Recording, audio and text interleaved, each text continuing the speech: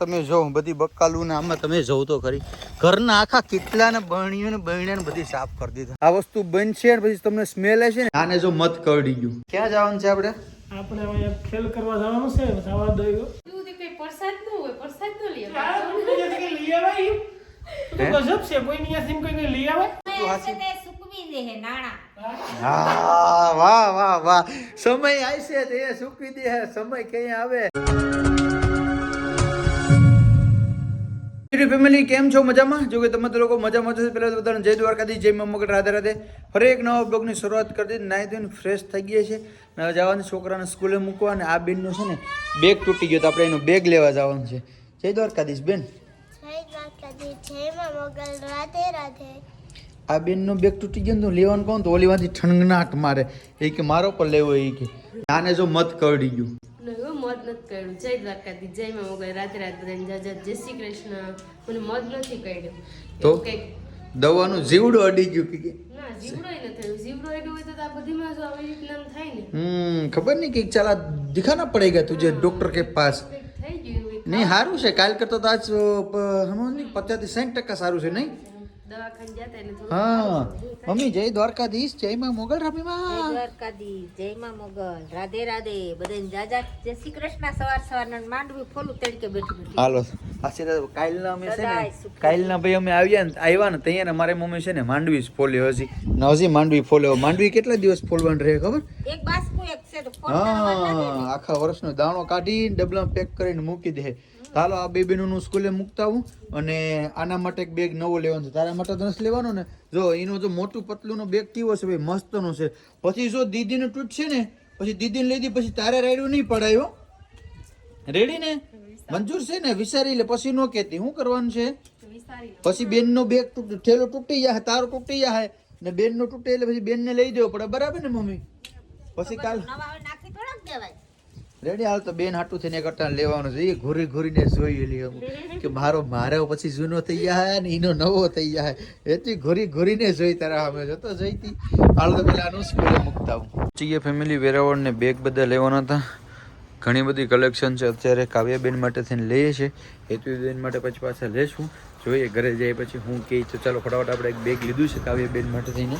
આ બેગ લીધું છે ચાલો એનું ફટાફટ આપણે પેલા પેમેન્ટ કરી દઈએ. થઈ ગયા ભાઈ ઘરે અને રામ યાદવ આવી ગયા. રામ યાદવ જય દ્વારકાધીશ ભાઈ. ક્યાં જવાનું છે આપણે?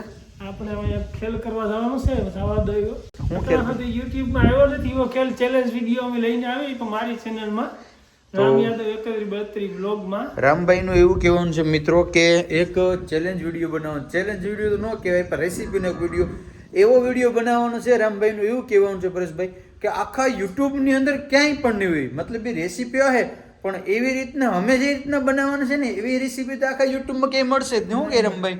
એવું કોઈ કરે જ નહીં. એવું નેક્સ્ટ લેવલ નું કરવાના છે. કોઈ નો કરે ને એ મારો રામ યાદવ કરે હો. મને રાતે હુતો તો ને સપનું આવ્યું એવું થઈને હું કાચ તો કરી જ હા હા તો તમારે ખાવા આવવાનું છે રમીમાં? શું કરવાનું છે? જમી લીધું તમારે? ખરા આવવાનું છે? તું તો ચાર જ હોય ને બધીમાં ખાવા પીવા. કઈ વાંધો તારાટું થોડું ગમે છે ને લેતા આવીશું ઠેલીમાં. બરાબર તું તે કઈ પ્રસાદ ન હોય પ્રસાદ ન લઈ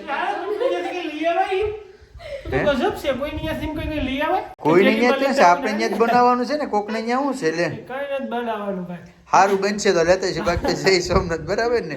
કારીગર આજના ઈ રેસીપી ના કારીગર અમારા રામ યાદવ છે પાછા. તો ને મારા હાટુ લેતા જઈશ. રામભાઈ રેસીપી બને છે. હવે ખબર નહીં મરચા આદુ લહણ ને કોથમીર બધી હું જોઈએ ભાઈ તો ઈ પણ ભારતીને કહું તો પેક કરી દે નાની નાની હિંગ એમ. મારી પાસે લિસ્ટ છે ખિસ્સામાં. તો ઈ કે તો ખબર પડે ને તો ઈ પણ ભારતીને કહું તો પેક કરી દે.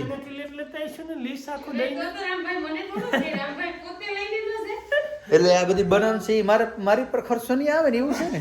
તારી પર આવી છે ને દુકાને જા પછી ખબર. ને જો ભાઈ ફેમિલી ચેનલમાં એની વિડીયો અપલોડ કરવાનો છે.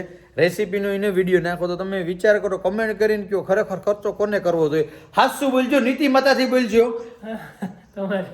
વાહ ભાઈ વાહ. જો આ છે ને મારી માથે જ ખંભે રાખીને બંદૂક ફોડે માં તારે બે શબ્દ કેવા જોઈએ નો કેવા જોઈએ? ભાઈબંધ કેવો છે? પણ ભાઈબંધ તો વાત હાસી પણ કાઈ નહીં. એકવાર માં હોય તો બરાબર છે. દરરોજ આ મારે ખંભે રાખીને બંદૂક ફોડે આ વસ્તુ હાસી. સુકવી દે હે નાણા.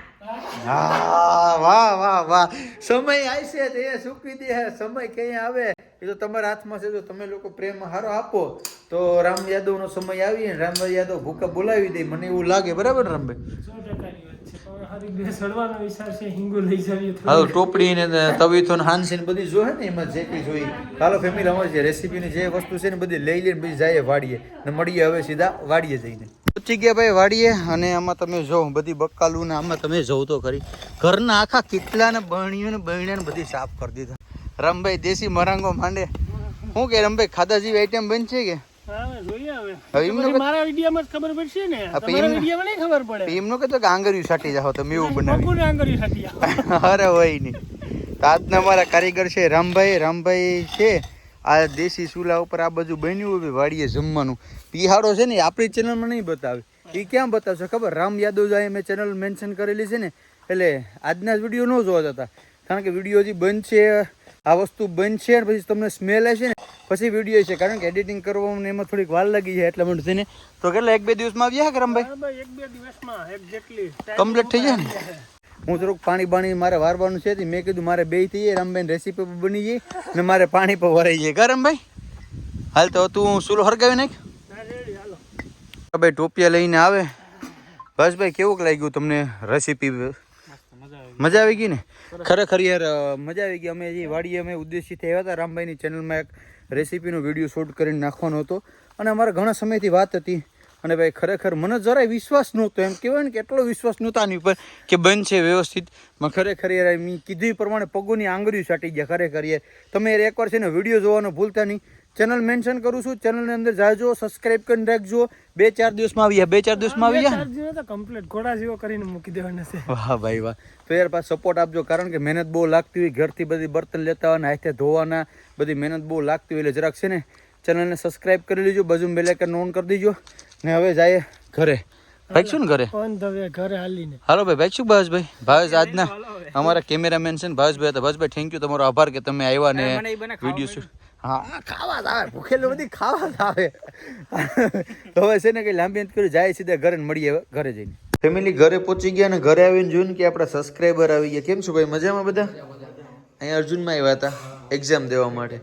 આપણે આ લોકો છે ને અર્જુનમાં એક્ઝામ દેવા માટે થઈને આવ્યા હતા ને ક્યાં મારી ઓફિસ જોઈ ગયા ને એને ગૂગલ મેપમાં સર્ચ માર્યું કે વાવડી કયા ગામ છે. એ કે અહીંથી 3 કિલોમીટર છે કે 6 કિલોમીટરનો રસ્તો, મતલબ 3 કિલોમીટર છે, કેટલી અંદાજે 5-6 મિનિટનો રસ્તો છે.